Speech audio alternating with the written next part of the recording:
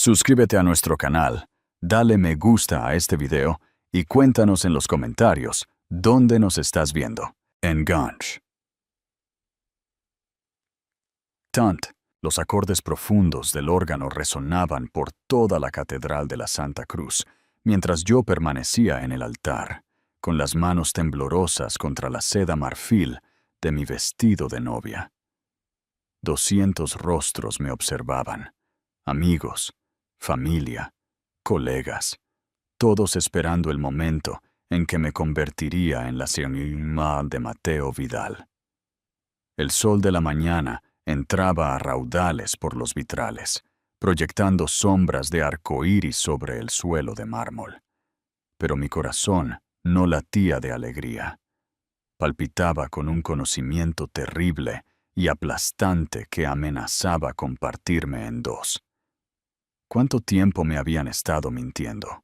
Detrás de ese mar de rostros expectantes, pude ver a mi madre, Elena, en la primera fila, con su vestido color esmeralda perfectamente coordinado y su sonrisa radiante.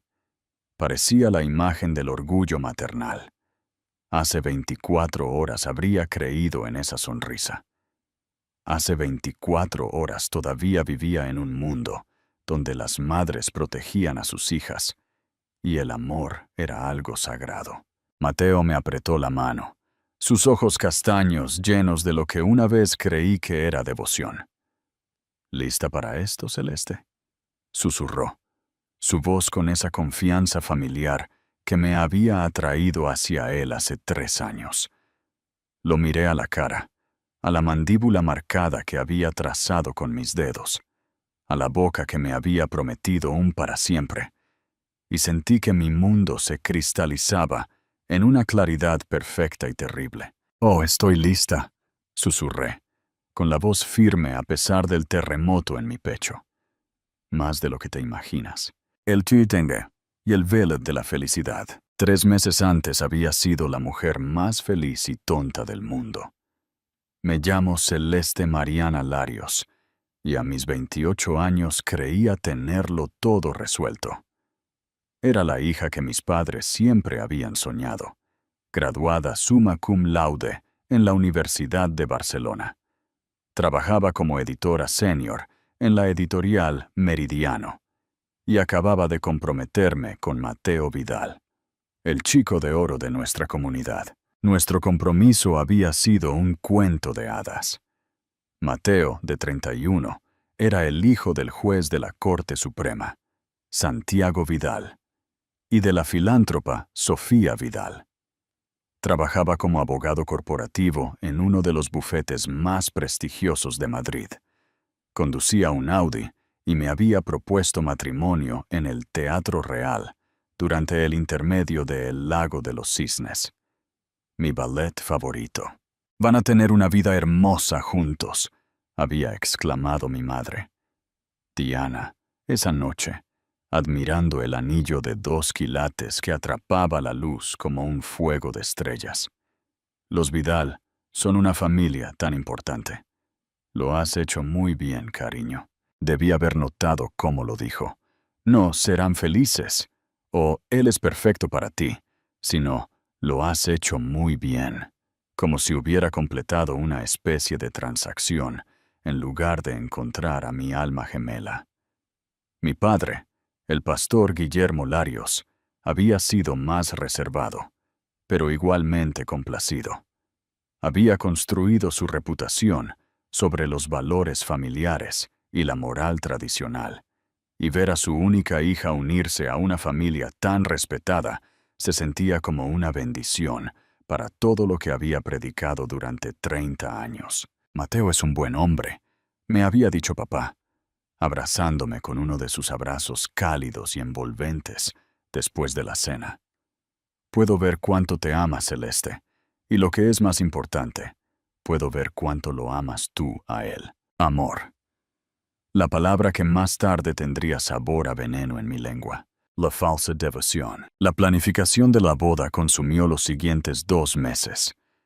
Mi madre se dedicó a los preparativos con una intensidad que me conmovía y me agotaba a la vez. Insistió en encargarse de cada detalle: las flores, el catering, la música, incluso mis citas para la prueba del vestido. Este es el sueño de toda madre, decía, hojeando revistas y haciendo interminables llamadas. Planear la boda perfecta de su hija. Yo estaba agradecida por su participación, incluso cuando ocasionalmente desestimaba mis preferencias. Cuando sugerí flores silvestres para el ramo, ella insistió en rosas blancas y peonías.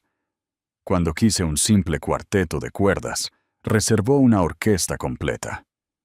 Cuando mencioné que quería escribir mis propios votos, me convenció de que los votos tradicionales eran más elegantes. «Confía en mí, cariño», decía con esa sonrisa que yo había heredado. «Madre sabe lo que es mejor». Mateo parecía divertido con nuestra dinámica familiar. A menudo se aparecía sin avisar, encantando a mis padres con historias de su bufete de abogados y cumplidos sobre la cocina de mi madre. Él y Diana pasaban largos minutos juntos en la cocina, mientras yo terminaba llamadas de trabajo o corregía manuscritos, sus risas flotando por nuestra casa de estilo colonial, como música. «Tu madre es extraordinaria», me dijo una tarde mientras caminábamos por el Parque del Retiro, el mismo camino donde me había pedido por primera vez que fuera su novia. «Es tan dedicada a asegurarse de que todo sea perfecto para nosotros. Siempre ha sido así», respondí, apretándole la mano. Cuando era pequeña, pasaba semanas preparando mis fiestas de cumpleaños. Cada detalle tenía que ser impecable, y seguro siempre lo fueron. Se detuvo y se volvió hacia mí, sus manos enmarcando mi rostro. «Justo como tú eres perfecta». Debí haberme preguntado por qué pasaba tanto tiempo hablando de mi madre. Debí haber cuestionado la forma en que sus ojos se detenían en ella cuando se reía, o cómo siempre parecía saber exactamente qué vino llevar para que ella se iluminara de alegría. Estaba tan enamorada. Y el amor, estaba empezando a descubrir, nos deja espectacularmente ciegos. Comenta abajo si crees que Celeste debería haber sospechado antes. Las primeras grietas. La primera grieta apareció 3 semanas antes de la boda. Había pasado por la casa de mis padres, después del trabajo, para organizar las mesas de los invitados, con los brazos llenos de tarjetas de confirmación y mi maletín pesado de manuscritos. La casa estaba inusualmente silenciosa cuando entré por la puerta principal. «¿Mamá? ¿Papá?», llamé, dejando mis cosas en el recibidor. «En la cocina». «Cariño». Llegó la voz de mi madre, pero había algo diferente en ella. Sin aliento, casi nerviosa. La encontré de pie en el fregadero, de espaldas a mí, lavando platos que se veían sospechosamente limpios.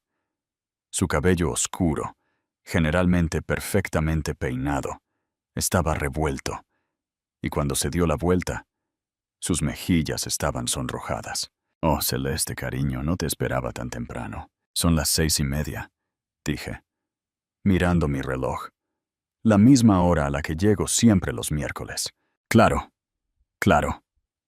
Se secó las manos con un paño de cocina, evitando mi mirada. «Tu padre está en la iglesia. Reunión de la junta». Algo no encajaba, pero no podía precisar qué.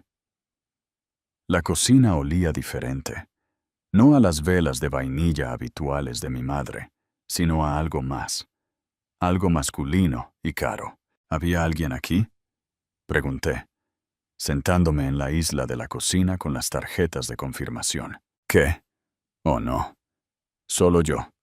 Se dio la vuelta hacia el fregadero. «¿Qué tal tu día, cariño?» Casi lo dejé pasar. Casi. Pero luego noté algo en el mostrador. Una taza de café que pertenecía a nuestra vajilla de porcelana, la que solo usábamos para invitados especiales. Todavía estaba tibia. «Mamá, ¿de quién es esta taza?». Sus hombros se tensaron. «Mío, claro. Solo tomas té por las noches». Yo estaba cansada. Necesitaba la cafeína. La mentira se sentó entre nosotras como un cable pelado. Mi madre nunca había sido buena mintiendo. Sus señales eran tan familiares para mí como los latidos de mi propio corazón. La forma en que evitaba el contacto visual, el ligero temblor en su voz, el lavado compulsivo de platos. Pero la amaba y confiaba en ella. Así que elegí creer. Está bien, dije simplemente, abriendo la primera tarjeta de confirmación. Vamos a ver esto de las mesas. La noche transcurrió con normalidad, pero algo había cambiado. La sorprendí mirando su teléfono constantemente, sus dedos tecleando con ansiedad contra el mostrador. Cuando Mateo me envió un mensaje alrededor de las 8 para decir que trabajaría hasta tarde y me vería mañana, noté cómo todo su cuerpo pareció relajarse. La búsqueda de la verdad. La segunda grieta vino una semana después. Mateo había estado distante, afirmando que el trabajo lo estaba abrumando. Nuestras cenas de los jueves se habían cancelado dos veces, y se había perdido nuestra cita para la degustación del pastel con la pastelería. Cuando llamé a su oficina, su secretaria dijo que se había ido temprano. Conduje hasta su apartamento en un elegante rascacielos en el barrio de Salamanca, con un portero que me conocía por mi nombre. El viaje en ascensor hasta el piso 15 se sintió eterno. Llamé a su puerta y luego usé mi llave al no obtener respuesta. «Mateo, ¿estás bien?» El apartamento estaba a oscuras, pero su coche estaba en el garaje. Llamé su nombre de nuevo, caminando por el espacio que ya habíamos empezado a planear, redecorar, después de nuestra luna de miel. La sala de estar estaba vacía, pero había una copa de vino en la mesa de café. Solo una, pero tenía lápiz labial en el borde. Un tono que no reconocí. «¿Mateo?» Probé la puerta de su dormitorio, pero estaba cerrada con llave. Eso era extraño. Nunca cerraba la puerta de su dormitorio. «Estoy aquí». Su voz llegó a través de la madera, amortiguada y tensa. No me siento bien, Celeste. Creo que es una intoxicación alimentaria. Déjame cuidarte. No quiero que te contagies de nada. Te llamo mañana, ¿sí? Me quedé allí por un largo momento, mirando esa puerta cerrada. En 3 años juntos, Mateo nunca se había negado a que lo ayudara cuando estaba enfermo. Era el tipo de hombre que quería que lo consintieran cuando tenía un simple dolor de cabeza. Pero de nuevo, elegí la confianza sobre la sospecha. «Que te mejores», le dije a la puerta. «Te quiero. Yo también te quiero». Las palabras llegaron un instante demasiado tarde. La verdad La verdad tiene una forma de revelarse, como el agua que encuentra grietas en los cimientos. 2 días antes de mi boda, se desbordó. Estaba en la oficina intentando concentrarme en un manuscrito sobre poesía medieval cuando sonó mi teléfono. El identificador de llamadas mostraba el número de mi madre. «Celeste, cariño, necesito un favor». «Claro, ¿qué pasa?» Dejé algunos programas de la boda en mi coche y estoy almorzando con la señora Castro del Comité de Flores. ¿Podrías pasar por la casa y recogerlos? Están en mi Mercedes en un sobre de Manila en el asiento del pasajero. «Claro, no hay problema». El trayecto a la casa de mis padres tomó 20 minutos a través del tráfico de Madrid. Usé mi llave para pasar por la puerta principal y me estacioné detrás del coche de mi madre. El Mercedes estaba abierto, algo típico en nuestro barrio seguro. Abrí la puerta del pasajero e inmediatamente vi el sobre de Manila. Pero mientras lo alcanzaba, algo más me llamó la atención. Una pequeña libreta de cuero negro se había deslizado entre los asientos.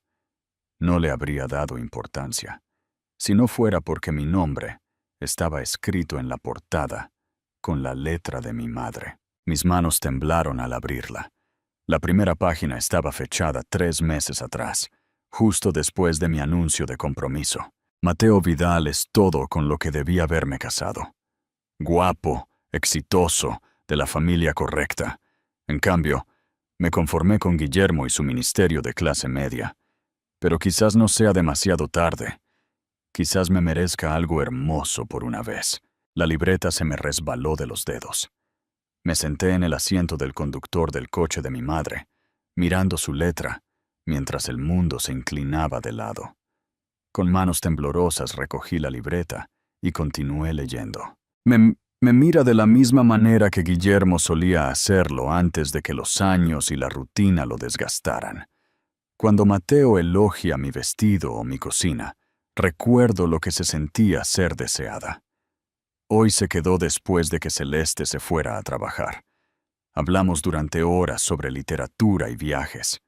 Dijo que era un desperdicio para la vida de pueblo. Tiene razón. Sé que esto está mal.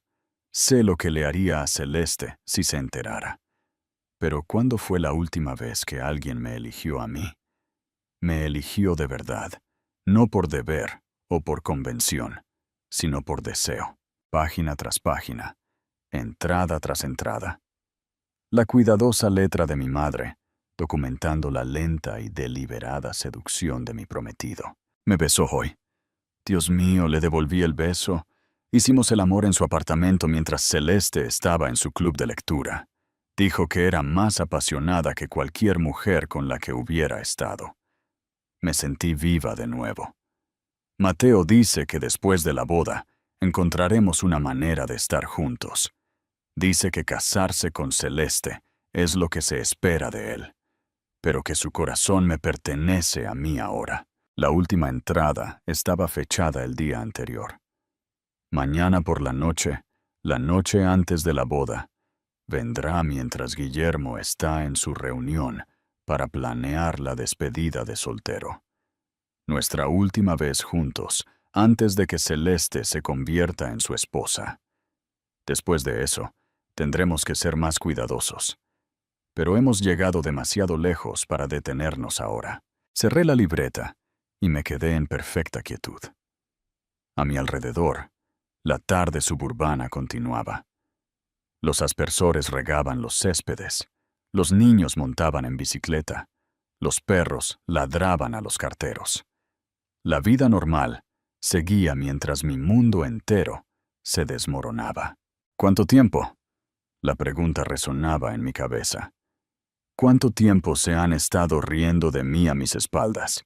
Pensé en cada cena en la que se habían sentado uno frente al otro, en cada reunión familiar en la que habían intercambiado miradas que yo había sido demasiado ingenua para interpretar correctamente. Pensé en mi padre planeando llevarme al altar mañana, felizmente inconsciente de que su esposa se acostaba con el novio. Pensé en todas las formas en que había sido engañada, manipulada y traicionada por las dos personas que se suponía que más me amaban en el mundo. Fue entonces cuando las lágrimas finalmente cayeron. Lágrimas calientes y furiosas que sabían a sal y traición. Lloré hasta que me dolió el pecho, hasta que mi rímel corrió en oscuros hilos por mis mejillas, hasta que no quedó nada dentro de mí excepto una claridad fría y cristalina. Ellos se habían elegido el uno al otro por encima de mí. Ahora yo me elegiría a mí misma por encima de ellos. El nacimiento de una nueva mujer. Esa noche no fui a casa. En cambio, me registré en el Hotel Palace bajo un nombre falso, pagando en efectivo y diciéndole al recepcionista que estaba sorprendiendo a mi esposo por nuestro aniversario. La mentira salió con facilidad. Al parecer, estaba aprendiendo a ser tan buena en el engaño como mi madre y mi prometido. En mi habitación de hotel, extendí todo en la cama king size, como un detective organizando pruebas. El diario de mi madre, capturas de pantalla de los estados de cuenta de la tarjeta de crédito de Mateo. Habíamos combinado nuestras cuentas para los gastos de la boda, y una lista creciente de todas las señales que me había perdido. El olor a colonia cara en la cocina de mis padres. El lápiz labial en la copa de vino en el apartamento de Mateo. Su repentina experiencia en el vino favorito de mi madre. La forma en que ambos habían insistido tanto en los votos matrimoniales tradicionales. Probablemente porque sabían que podría decir algo en los votos personales que expondría su culpa. Pedí servicio a la habitación y me senté con las piernas cruzadas en la cama, comiendo pasta cara mientras planeaba su destrucción. La vieja Celeste los habría confrontado en privado. Habría llorado y exigido explicaciones, y probablemente habría terminado siendo manipulada para perdonar. La vieja Celeste creía en las segundas oportunidades y en el poder del amor para superar cualquier cosa. Pero la vieja Celeste estaba muerta. Murió leyendo el diario de su madre en un Mercedes-Benz, mientras su mundo colapsaba a su alrededor. La nueva Celeste entendía que algunas traiciones eran demasiado profundas para una resolución privada. Esto no era solo sobre un prometido infiel o una madre desleal. Esto era sobre dos personas que habían conspirado para hacerme cómplice de mi propia humillación, que habían planeado continuar su aventura después de mi boda, que habían robado no solo mi felicidad, sino mi dignidad. Querían jugar. Bien. Yo había aprendido de los mejores. Llamé a mi asistente en la editorial Meridiano. Sofía, necesito que me hagas un favor. ¿Puedes compilar una lista de invitados para todos los que vendrán a mi boda mañana? Direcciones de correo electrónico, números de teléfono, redes sociales. Todo. Y también necesito sus números de teléfono. Claro. ¿Está todo bien? Suenas. Todo está perfecto, dije. Y por primera vez en días lo decía en serio. Solo quiero asegurarme de que todos tengan toda la información que necesitan para mañana. Luego llamé a mi compañera de cuarto de la universidad, Sara, que trabajaba como periodista freelance en Nueva York. Celeste. Dios mío, tu boda es mañana. ¿Estás asustada? Estoy tan emocionada. Sara, necesito un favor. Y necesito que no hagas preguntas. ¿Está bien? Su voz se volvió cautelosa. ¿Qué tipo de favor? Necesito que estés mañana en la Catedral de la Santa Cruz con tu cámara y tus credenciales de prensa. Algo digno de noticia va a suceder y quiero que sea documentado. Celeste, me estás asustando. Yo no soy la que debería estar asustada. La última llamada fue la más difícil. Marqué el número de mi padre, sabiendo que estaría en casa después de su reunión de planificación para la despedida de soltero. Celeste. Cariño, no deberías llamarme. ¿No es de mala suerte que el padre de la novia hable con su hija la noche antes de la boda? Papá, dije, y mi voz se quebró un poco. Te quiero. Pase lo que pase mañana, necesito que recuerdes que te quiero, y que nada de esto es tu culpa. Cariño, me estás preocupando. ¿Qué pasa? Nada está mal, papá. Todo finalmente va a estar bien. Después de colgar, me senté en el silencio de la habitación de hotel durante mucho tiempo, pensando en la justicia y la venganza y la diferencia entre las dos. La venganza se trataba de causar dolor. La justicia se trataba de revelar la verdad. Mañana serviría la justicia con una sonrisa. No olvides suscribirte al canal y comentar para más historias de venganza épica. El día de la boda. Me desperté al amanecer y pedí café al servicio de habitaciones. Sentada junto a la ventana con mi bata de hotel, mientras el sol pintaba a Madrid en tonos dorados y rosados. En 6 horas se suponía que me convertiría en la señora de Mateo Vidal. En cambio, estaba a punto de convertirme en algo mucho más poderoso. Una mujer que se negaba a ser el tonto de nadie. Mi teléfono había estado vibrando toda la mañana con mensajes de mi madre. Buenos días, hermosa novia. Espero que hayas dormido bien. No puedo esperar a verte caminar por ese pasillo hoy. Las flores están perfectas, los músicos se están instalando y lo confirmé con el fotógrafo. todo está exactamente como debería ser. Te quiero mucho, cariño. Hoy va a ser el día más hermoso de tu vida. Cada mensaje se sentía como un cuchillo envuelto en seda. A las 9, me di una larga ducha, dejando que el agua caliente lavara los últimos vestigios de la mujer que solía ser. Cuando salí, me miré en el espejo del baño. Me miré de verdad, tal vez por primera vez en meses.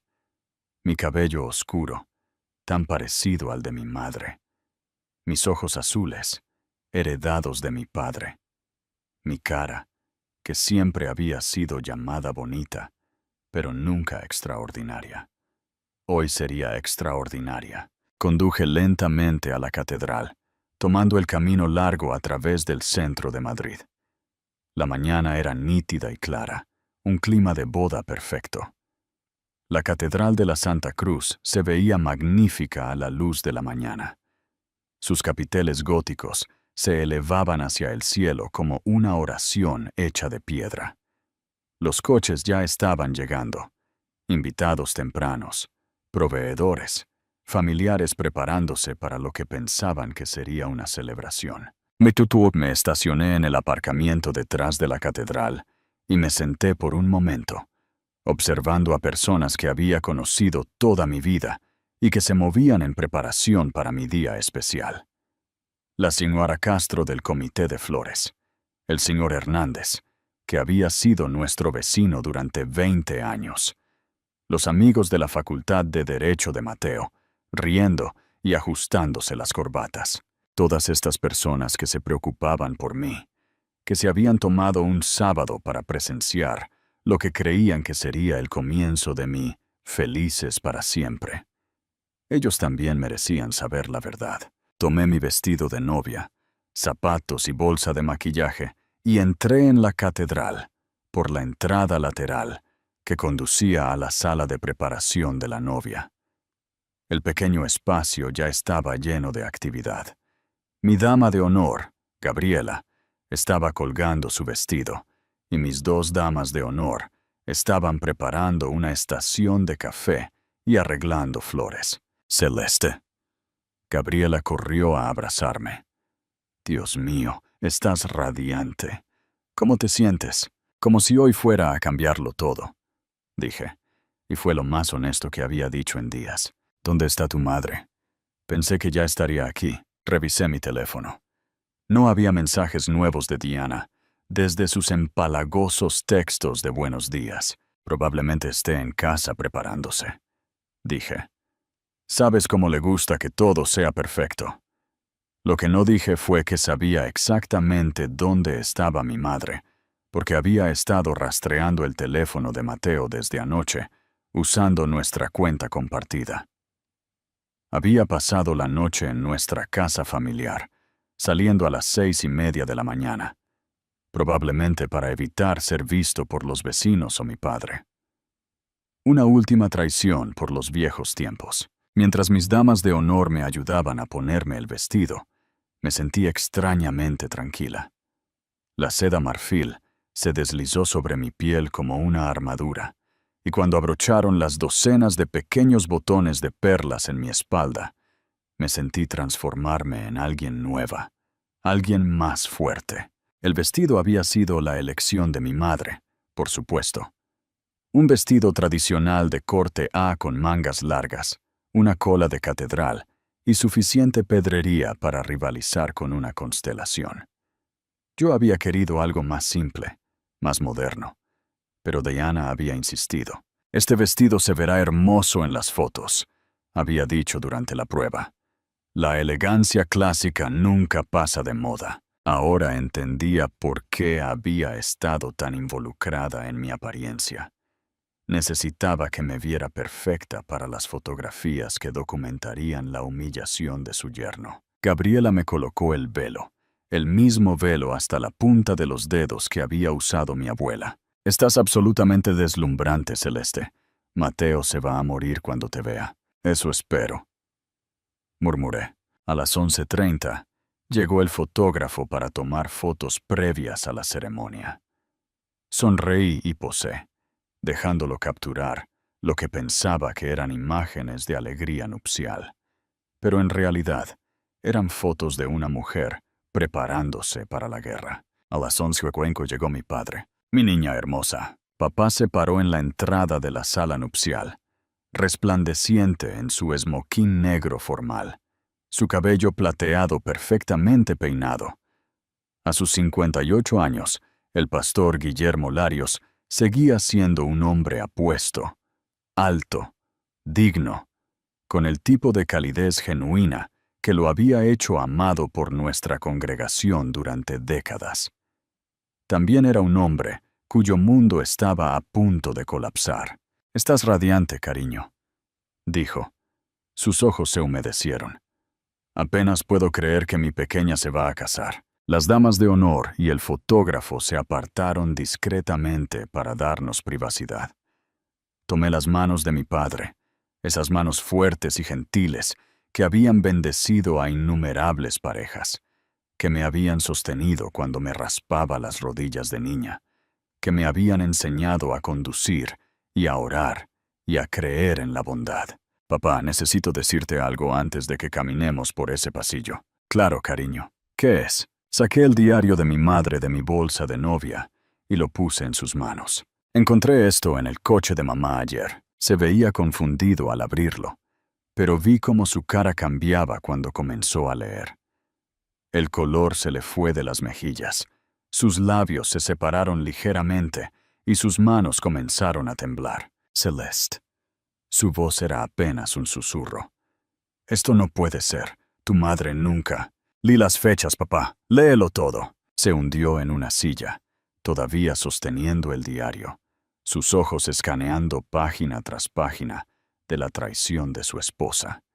Me arrodillé a su lado, mi vestido de novia formando un charco alrededor de nosotros, como crema derramada. «¿Cuánto tiempo lo supiste?», preguntó finalmente. «Desde ayer. Lo siento, papá. Lo siento mucho». Me miró. Este hombre que había construido todo su ministerio sobre la santidad del matrimonio y la familia, y vi algo romperse detrás de sus ojos. «¿Qué vamos a hacer?», susurró. «Vamos a caminar por ese pasillo», dije con firmeza. «Vamos a dejar que todos vean exactamente quiénes son Diana, Larios y Mateo Vidal». «Celeste, no. Piensa en esto. El escándalo, la humillación». «La humillación no es nuestra, papá, es de ellos». De mí me miró por un largo momento, y pude verlo lidiando con 30 años de condicionamiento que decían que los problemas familiares debían manejarse en privado, en silencio, a puerta cerrada. «Hay 200 personas ahí fuera», dijo. «200 personas que nos quieren y merecen saber la verdad antes de que presencien lo que creen que es una ceremonia sagrada». «¿Y tu reputación?». «Mi reputación será que me negué a ser hecha una tonta, que elegí la dignidad sobre el silencio». Un golpe en la puerta nos interrumpió. «5 minutos, todos», llamó la coordinadora de la boda. Papá se puso de pie lentamente, sus piernas inestables. Por un momento, tuve miedo de que se derrumbara allí mismo.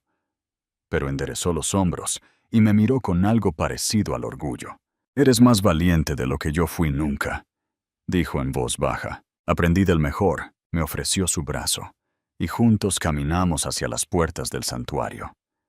A través de los paneles de vidrio, pude ver la catedral llena de invitados, amigos y familiares que habían viajado desde toda España para celebrar con nosotros.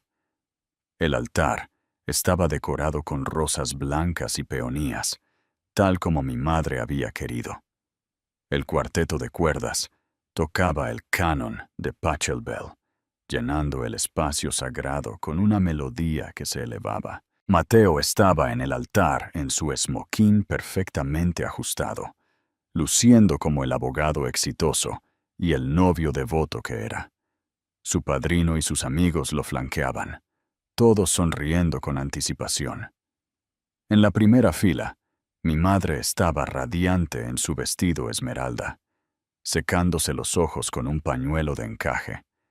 Se veía como cualquier madre de la novia debería verse, orgullosa, elegante, abrumada por la emoción ante la felicidad de su hija. La coordinadora de la boda abrió las puertas, y la música de la procesión comenzó. Mis damas de honor caminaron por el pasillo con sus suaves vestidos rosas, sonriendo a los invitados y tomando sus lugares en el altar. Luego la música se intensificó con la marcha nupcial, y todas las personas en esa catedral se levantaron de sus asientos. «¿Lista?», susurró papá. Le apreté el brazo. «Lista». Entramos en el santuario, y sentí 200 pares de ojos volverse hacia nosotros. Las cámaras parpadearon. La gente sonrió y susurró lo hermosa que me veía. La cara de Mateo se iluminó cuando me vio, sus ojos azules llenos de lo que parecía amor genuino. Mi madre se apretó el pañuelo en los ojos, la imagen de la devoción maternal. «Qué increíbles actores son ambos», pensé mientras caminábamos por el pasillo. Deberían haber estado en Broadway en lugar de en mi vida. Llegamos al altar, y papá colocó mi mano en la de Mateo antes de sentarse.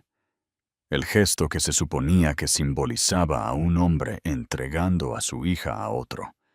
En cambio, sentí que me estaban entregando a mi enemigo. «Queridos amados», comenzó el pastor Benítez, su voz resonando fácilmente a través del sistema de sonido de la catedral. «Estamos reunidos hoy aquí para presenciar la unión de Mateo Guillermo Vidal y Celeste Mariana Larios en sagrado matrimonio». Lo dejé hablar, siguiendo la ceremonia tradicional, esperando mi momento. Mateo me apretó la mano y yo se la devolví. En la primera fila, mi madre observaba con un orgullo radiante. No tenía ni idea de lo que se avecinaba. El matrimonio no debe ser tomado a la ligera, sino con reverencia, deliberación y de acuerdo con los propósitos para los que fue instituido por Dios. «Qué apropiado», pensé. Hablemos de reverencia y de los propósitos de Dios. Si hay alguien presente que tenga justa causa por la cual estos dos no deban unirse en matrimonio, que hable ahora o calle para siempre. Esto era todo. El momento que había estado planeando. El momento en que podría haber hablado. Haber revelado todo en ese mismo instante.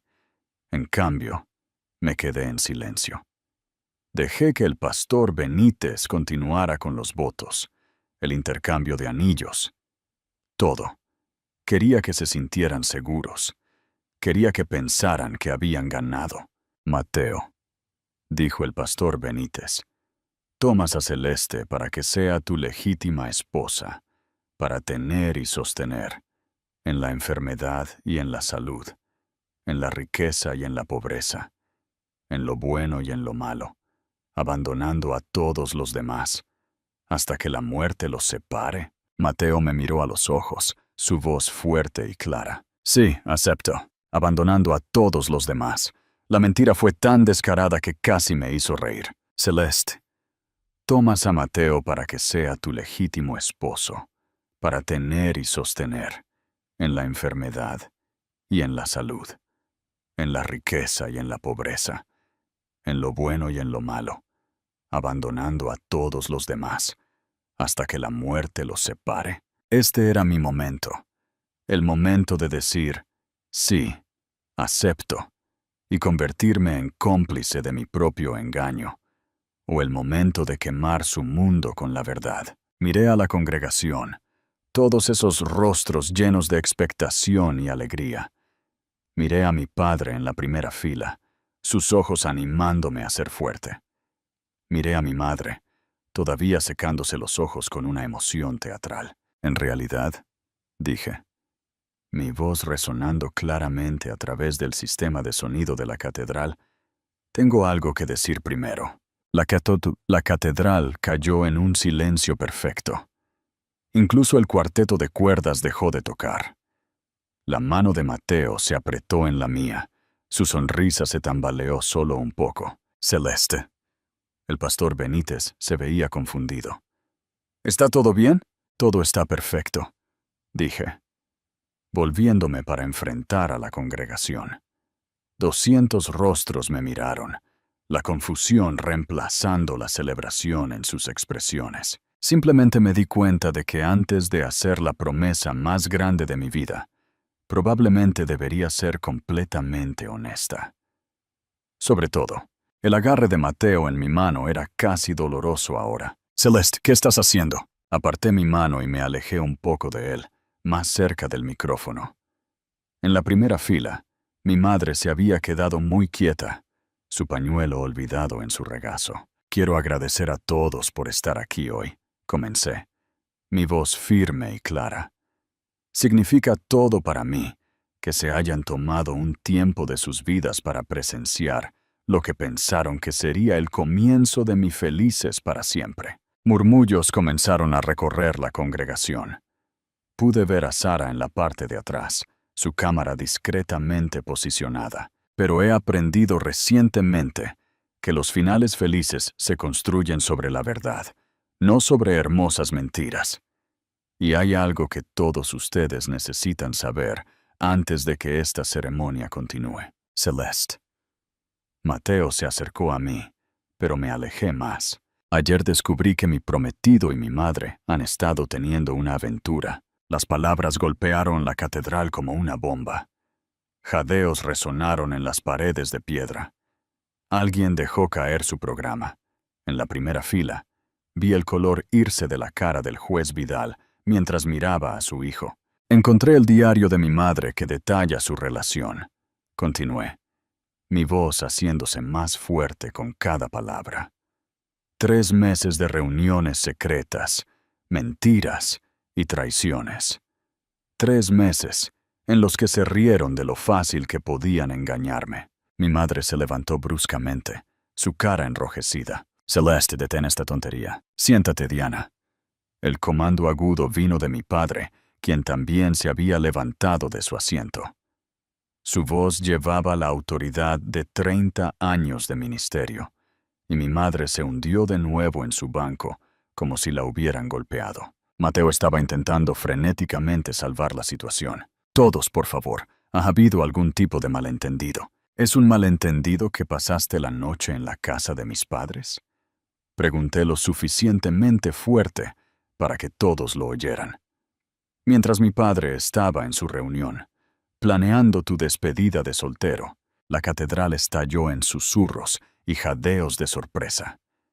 La cara de Mateo se puso blanca. ¿Es un malentendido que has estado usando nuestra tarjeta de crédito conjunta para comprar vino caro para mi madre? Vino que ella mencionó específicamente que le encantaba en las entradas de su diario sobre tu aventura. El juez Vidal estaba de pie ahora, mirando a su hijo con horror e ira. Mateo, dime que esto no es cierto. Mateo miró a su alrededor en la catedral de forma salvaje, viendo cómo su reputación, su carrera, toda su vida, se desmoronaba en tiempo real. Yo puedo explicarlo. Oh, por favor, explica, dije, mi voz goteando de falsa dulzura. Explícale a tu padre, a tus colegas, a todos los que creyeron que eras un hombre de honor, cómo sedujiste a la madre de tu prometida. Explica cómo planeaste casarte conmigo mientras continuabas tu aventura con ella. El silencio fue ensordecedor. Cada persona en esa catedral estaba mirando a Mateo, esperando su explicación. Y él no tenía nada. Ningún argumento legal astuto, ninguna distracción encantadora. Solo la verdad finalmente expuesta en toda su fealdad. En la primera fila, mi madre lloraba. No las delicadas lágrimas de una madre orgullosa, sino sollozos ásperos y feos de una mujer cuya vida acababa de implosionar. Celeste sollozó, por favor, ¿no lo entiendes? Lo entiendo perfectamente, dije, volviéndome para enfrentarla. Entiendo que decidiste que la felicidad de tu hija era un precio justo a pagar por sentirte deseada de nuevo. Entiendo que miraste a mi prometido y decidiste que te lo merecías más que yo. Eso no es. Nunca quisiste que te atraparan. La verdad de ello colgó en el aire como humo. Mi madre se desplomó de nuevo en su asiento. su vestido esmeralda ahora luciendo chillón y desesperado en lugar de elegante. Miré de nuevo a la congregación, familia, amigos, colegas, personas que me habían visto crecer. Sus rostros mostraban de todo, desde shock hasta simpatía y enojo, pero ni uno solo me miraba con lástima. Eso era importante. Me negaba a ser compadecida. Quiero que todos sepan que esto no se trata de venganza, continué. Se trata de la verdad. Se trata de negarse a construir una vida sobre las mentiras de otra persona. Y se trata de elegirme a mí misma por encima de las personas que se eligieron el uno al otro por encima de mí. Comencé a caminar por el pasillo, mi cola de catedral barriendo detrás de mí como la túnica de una reina. Cuando pasé por la primera fila, me detuve frente a mi padre. Papá, lamento que tuvieras que enterarte de esta manera, pero no lamento que lo sepas. Él asintió, lágrimas corriendo por su cara, pero sus ojos estaban llenos de orgullo. Te quiero, cariño. Hiciste lo correcto. Le besé la frente, saboreando sal y tristeza, y luego continué por el pasillo. Detrás de mí, el caos estaba estallando. Mateo intentaba explicarse a su padre furioso, mientras los invitados se levantaban y susurraban y señalaban. Mi madre sollozaba en sus manos, mientras la señora Castro del Comité de Flores la miraba con un disgusto no disimulado. Pero yo no miré atrás. Caminé por esas puertas de la catedral, con la cabeza en alto, mi vestido de novia fluyendo detrás de mí, como un río de seda marfil. El aparcamiento detrás de la Catedral de la Santa Cruz era mi santuario.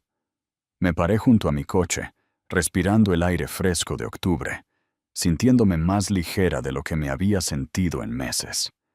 Los sonidos del caos desde el interior de la catedral llegaban a través de las pesadas puertas de madera. Voces alteradas, llantos, el raspado de sillas mientras la gente se levantaba y se movía e intentaba procesar lo que acababan de presenciar. Mi teléfono ya estaba vibrando con llamadas y mensajes, pero los ignoré todos, excepto uno. Sara, mierda, Celeste. Mierda de verdad. ¿Realmente acabas de...? ¿Lo grabaste todo? Cada segundo. Mi editor va a perder la cabeza cuando vea este video. Esto va a estar en todas partes esta noche. Bien. ¿Estás bien? Me refiero a que estás realmente bien. Consideré la pregunta. De pie en mi vestido de novia, en un aparcamiento vacío, después de haber destruido 2 vidas y posiblemente mi propia reputación. Estoy perfecta, dije, y lo decía en serio. La venganza es dulce, la libertad más.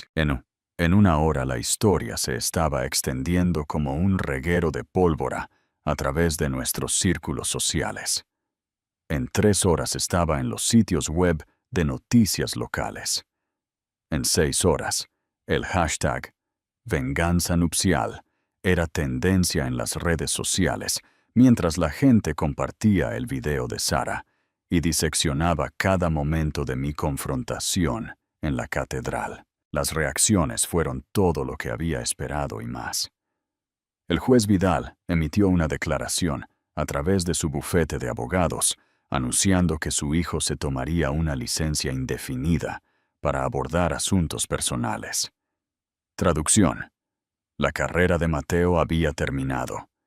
Ningún bufete de abogados en Madrid lo tocaría después de esto. Sofía Vidal, la madre de Mateo, me envió una carta escrita a mano que llegó por mensajero esa misma noche. Querida Celeste, no puedo empezar a expresar mi horror por el comportamiento de mi hijo o mi admiración por tu coraje hoy. Te merecías mucho más que esta traición.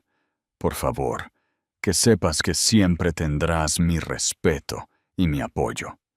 Con los más profundos arrepentimientos, Sofía, la congregación de la Santa Cruz, se unió en torno a mi padre de una manera que me hizo llorar. Para el domingo por la noche, más de 100 personas habían llamado o pasado por allí para expresar su apoyo y disgusto por lo que le habían hecho a nuestra familia. Pero la respuesta más satisfactoria vino del círculo social de mi madre. Las mujeres a las que había intentado impresionar durante años con su matrimonio perfecto y su hija perfecta. En 24 horas se le había pedido discretamente que renunciara a su posición en 3 juntas de caridad diferentes. Sus invitaciones a almorzar se secaron.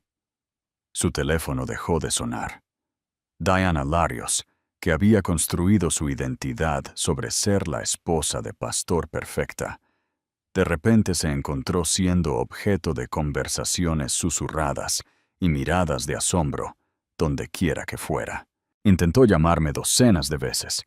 Dejé que todas las llamadas se fueran al buzón de voz. 3 días después de mi no boda, me senté en el estudio de mi padre, observándolo empacar cajas con 30 años de libros teológicos y notas de sermones. No tienes que renunciar, le dije por enésima vez. Sí, tengo. Su voz era cansada pero resuelta. No puedo predicar sobre la santidad del matrimonio cuando mi propia esposa se burló de ello. La congregación se merece algo mejor. Papá había envejecido años en las últimas 72 horas. Las líneas alrededor de sus ojos eran más profundas, sus hombros más caídos, pero también había algo de paz en él. Como un hombre que había estado cargando un peso que no sabía que estaba allí hasta que finalmente fue levantado. ¿Qué harás? Me han ofrecido un puesto en una pequeña iglesia en Sevilla. Pastor interino mientras buscan a alguien permanente. Me dará tiempo para averiguar qué viene después. ¿Y mamá? Su cara se endureció. Tu madre ha tomado sus decisiones. Puede vivir con las consecuencias. A través de la ventana, pude ver a Diana cargando maletas en su coche. Se estaba mudando con su hermana en Valencia, la única familiar que todavía le hablaba. ¿Has hablado con ella? Una vez, para decirle que había solicitado el divorcio. La palabra colgó en el aire entre nosotros. Divorcio. En nuestra familia, esa palabra había sido impensable. Mis padres habían estado casados por 31 años. Habían construido sus vidas enteras alrededor de la idea de hasta que la muerte nos separe. Lo siento, papá. No lo sientas. Me salvaste de vivir una mentira. Pegó cinta a otra caja, sus movimientos cuidadosos y deliberados. Me habría ido a la tumba sin saber con quién estaba realmente casado. Un golpe en la puerta nos interrumpió. Papá fue a abrir mientras yo continuaba empacando sus libros. Pude oír voces bajas en el pasillo, luego pasos que se acercaban al estudio. ¿Celeste? Papá apareció en la puerta con el juez Vidal detrás de él. Santiago Vidal parecía haber envejecido tanto como mi padre. Su apariencia generalmente impecable estaba arrugada, sus ojos vacíos de agotamiento y vergüenza. Juez Vidal. Me levanté alisando mis pantalones vaqueros. Me sorprende verlo. Necesitaba disculparme, dijo simplemente. Por mi hijo, por lo que te hizo pasar, por lo que nos hizo pasar a ambas familias. Estudié su rostro buscando signos de culpa o resentimiento, pero solo encontré un remordimiento genuino. Gracias. Pero usted no es responsable de las elecciones de Mateo, ¿no? Su risa fue amarga. Lo crié para que creyera que tenía derecho a lo que quisiera, que su encanto y su buen aspecto lo sacarían de cualquier problema. Yo creé al hombre que te traicionó. No, dije con firmeza. Usted crió a un hijo. Él eligió convertirse en un hombre sin honor. Eso es su responsabilidad. El juez Vidal asintió lentamente. Sofía y yo estamos yendo a terapia, tratando de averiguar dónde nos equivocamos, cómo le fallamos tan completamente. No deje que sus fracasos definan su matrimonio, dije. Algunas personas simplemente están rotas por dentro. Eso no significa que todos los que las amaron también estén rotos. Me estudió por un largo momento. Eres extraordinaria. ¿Lo sabías? La mayoría de la gente sería destruida por lo que te pasó. En cambio, le ofreces sabiduría a un viejo tonto. Aprendí del mejor, dije. mirando a mi padre. Después de que el juez Vidal se fue, papá y yo terminamos de empacar en un silencio cómodo. Cuando el sol comenzó a ponerse, pintando su estudio en tonos dorados y ámbar, cerró la última caja y miró alrededor de la habitación que había sido su santuario durante más de una década. ¿Algún arrepentimiento?, pregunté. ¿Sobre el divorcio? ¿Sobre irte? No. Hizo una pausa. ¿Sobre criar a una hija lo suficientemente valiente como para elegir la verdad sobre la comodidad? Nunca. Un año después, 6 meses después, me paré en los jardines detrás de mi nuevo apartamento en Valencia, observando cómo la primavera emergía del control del invierno. Los cerezos en flor salpicaban el paisaje como confeti rosa, y el aire olía a hierba fresca y a posibilidad. Mi teléfono sonó. La llamada semanal de papá para ver cómo estaba. ¿Qué tal Sevilla?, pregunté sin preámbulos. Hermoso. Tranquilo. La congregación aquí es pequeña pero genuina. Sin política, sin drama, solo fe y comunidad. ¿Eres feliz? Estoy en camino. ¿Y tú? ¿Qué tal el nuevo trabajo? Hace 3 meses me habían ofrecido un puesto como editora senior en una prestigiosa editorial en Madrid. El salario era sustancial, el trabajo desafiante, y lo mejor de todo, estaba a 500 kilómetros de los escombros de mi antigua vida. Me encanta, dije honestamente. La ciudad, el trabajo, el anonimato. Puedo caminar por la calle y ser solo Celeste. No esa mujer del video de la boda. Bien, te mereces un nuevo comienzo. El video de la boda finalmente se había desvanecido del estado viral, reemplazado por nuevos escándalos y dramas más frescos. Pero durante varias semanas había sido la favorita de Internet, la mujer que eligió la dignidad sobre el silencio, la verdad sobre la comodidad. La atención había sido abrumadora, pero en última instancia, empoderadora. Había recibido miles de mensajes de mujeres compartiendo sus propias historias de traición y agradeciéndome por mostrarles que era posible elegirse a sí mismas. ¿Has sabido de ella?, preguntó papá como lo hacía cada semana. No, y no lo había hecho. Diana había intentado contactarme a través de intermediarios. Mi tía, viejos amigos de la familia, incluso mi ex jefe. Pero yo había dejado claro que no tenía nada que decirle. Algunas traiciones eran demasiado profundas para el perdón. Al menos, no el tipo de perdón barato que pretendía que nada había pasado. Tal vez algún día podría tener una conversación con mi madre, pero no hoy. Todavía no. ¿Y Mateo? Su abogado contactó al mío el mes pasado. Aparentemente está en terapia y quiere enmendarse. Me reí, pero ya no había amargura en ello. Le dije a mi abogada que le informara que la mejor enmienda que podía hacer era dejarme en paz para siempre. Después de que terminó la llamada, me senté en mi jardín con una taza de café y mi último manuscrito. Unas memorias de una mujer que había reconstruido su vida después de descubrir la aventura de 20 años de su marido. Los paralelismos con mi propia historia no se me escapaban, pero había aprendido a encontrar fuerza en las historias de supervivencia de otras personas en lugar de dolor en sus traiciones. Mi timbre sonó, interrumpiendo mi lectura. No esperaba a nadie, pero cuando abrí la puerta, encontré a un repartidor sosteniendo un enorme ramo de flores silvestres. El tipo que yo había querido para mi ramo de novia, en lugar de la elección de rosas y peonías de mi madre. La tarjeta era simple, por elegirte a ti misma, de alguien que te entiende, una amiga, sin firma, sin dirección de remitente, pero no necesitaba una. En los últimos meses, me había conectado con docenas de mujeres que habían encontrado el coraje para dejar relaciones tóxicas, para decir la verdad, al poder, para elegir su propia felicidad por encima de la comodidad de otras personas. Éramos una hermandad de supervivientes y nos cuidábamos unas a otras. Arreglé las flores silvestres en un jarrón y las coloqué en la mesa de mi cocina, donde su belleza natural iluminó toda la habitación. Luego regresé a mi jardín, a mi manuscrito, a la vida que estaba construyendo una elección deliberada a la vez.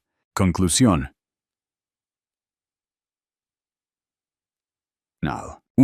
Un año después, estaba en el podio en el gran salón del Hotel Palace, mirando a cientos de rostros. Escritoras, editoras y lectoras que se habían reunido para la Conferencia Nacional de Literatura Femenina. La placa frente a mí decía: Celeste Larios, oradora principal. El poder de la voz auténtica. Hace un año, comencé, mi voz resonando fácilmente a través del sistema de sonido. Me paré en un altar frente a 200 personas e hice una elección que lo cambió todo.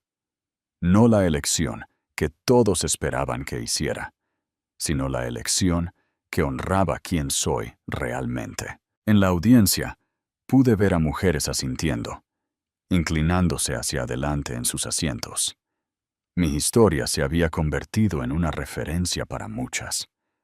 No por el drama o la venganza, sino por la verdad más profunda que representaba. Nos enseñan desde la infancia que mantener la paz es más importante que mantener nuestra dignidad, que ser amable es más valioso que ser honesto, que la comodidad de otras personas importa más que nuestra propia verdad.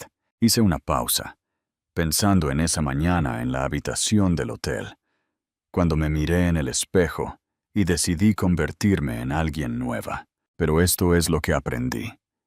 Cuando eliges la verdad sobre la comodidad, cuando te eliges a ti misma por encima de las personas que han elegido traicionarte, no solo cambias tu propia vida, das permiso a todos los que te están viendo para que hagan lo mismo.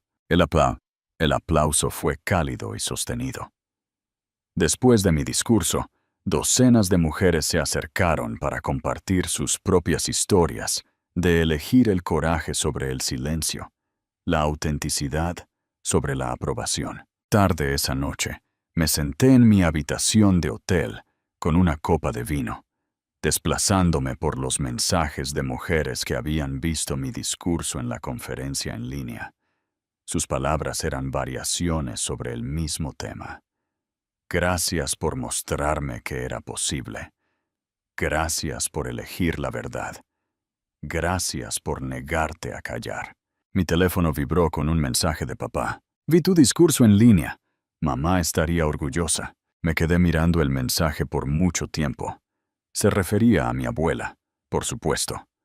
La mujer cuyo velo había usado el día de mi no boda, que me había enseñado que la fuerza podía parecerse a la gracia, y que a veces lo más amoroso que podías hacer era negarte a permitir la crueldad de otra persona. Pero una parte de mí se preguntó si también se refería a Diana, si en algún lugar de Valencia, viviendo con las consecuencias de sus elecciones, mi madre había visto a su hija hablar de coraje y había sentido algo parecido al orgullo mezclado con su arrepentimiento. Probablemente nunca lo sabría, y estaba bien con eso. Fuera de la ventana de mi hotel, la ciudad de Madrid brillaba como diamantes esparcidos sobre terciopelo negro. En algún lugar de ese laberinto de luces, había millones de personas tomando decisiones, algunas valientes, otras cobardes, algunas que lo cambiarían todo. Brindé en silencio por todos ellos, pero especialmente por aquellos que se elegirían a sí mismos cuando el mundo les dijera que eligieran el silencio. Aquellos que dirían la verdad cuando decir mentiras sería más fácil. Aquellos que se alejarían de hermosas prisiones disfrazadas de finales felices. Aquí están, los que eligen la libertad, pensé. Incluso cuando la libertad se parece a estar solo en un altar, diciendo la verdad a la gente que preferiría creer la mentira. Terminé mi vino, cerré mi laptop y me preparé para dormir. Mañana volaría de regreso a mi vida en Madrid. Mi trabajo, mi apartamento, mi jardín de flores silvestres. La vida que había construido no sobre los cimientos de otra persona, sino sobre mi propia verdad inquebrantable. Y si eso no era un felices para siempre, era algo incluso mejor. Un comienzo que me pertenecía por completo. A veces la mayor venganza no es la destrucción, sino la liberación. A veces lo más poderoso que una mujer puede hacer es elegirse a sí misma cuando todos los demás esperan que